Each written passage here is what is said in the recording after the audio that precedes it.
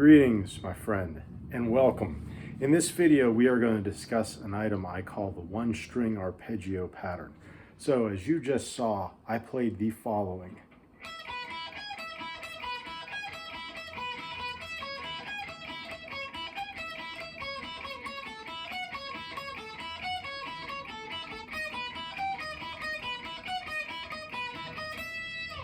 Okay, so what that is 4 arpeggios all played on one string. And to begin with, you also heard me play over the following pattern.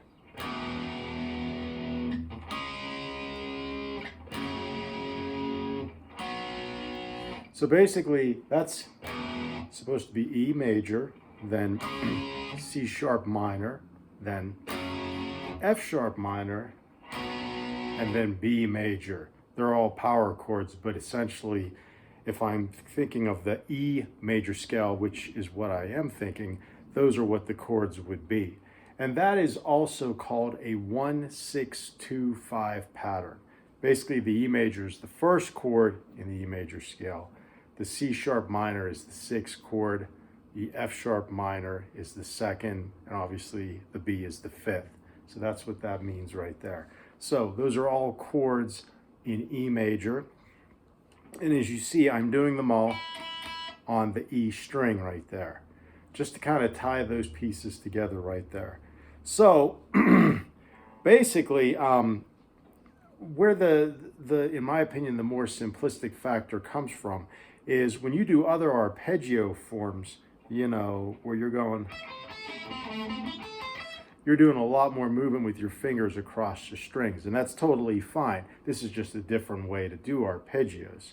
And so the simplistic part, in my opinion, comes from the fact that it's all on one string, and you don't have to maneuver your fingers across a variety of other strings as well.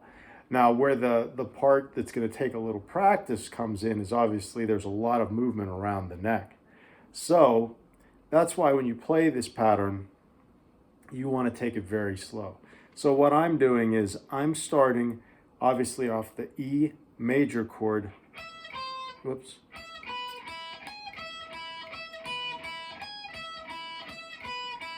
Okay, so what I'm doing right there, I'm playing an E on the 12th fret, first string. Then I go to the B on the 7th fret, first string. And I'm hitting the open E. So you have E, B, and E.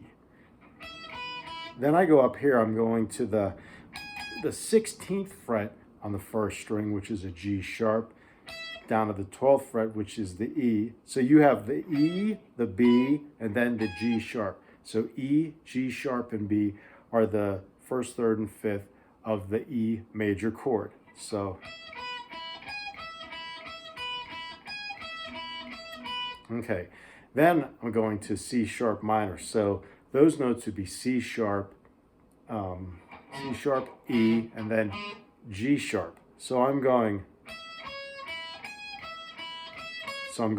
E to C sharp on the 9th fret, first string, and then I'm going up again to the 16th fret for that G sharp, back to the E on the 12th fret.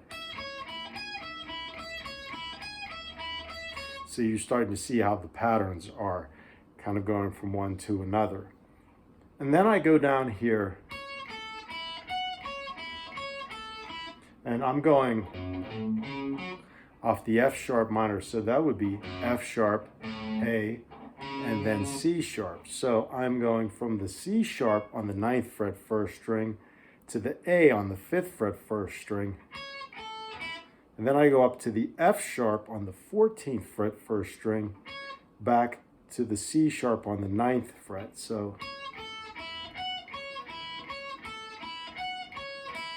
now you hear there's that open E that's going between those, but since they're all chords off the E major scale, it's actually not wrong to do that.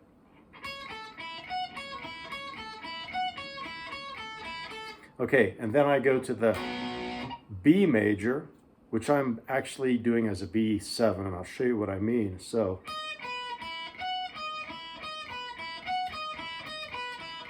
okay, so what that is that's the D sharp. So you have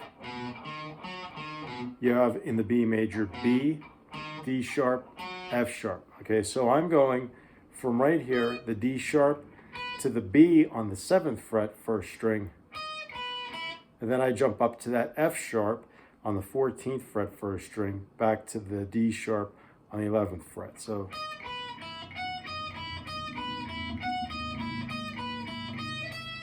So basically those are the 4 patterns right there. So if we take it slow, like this, 1, 2, 3, 4.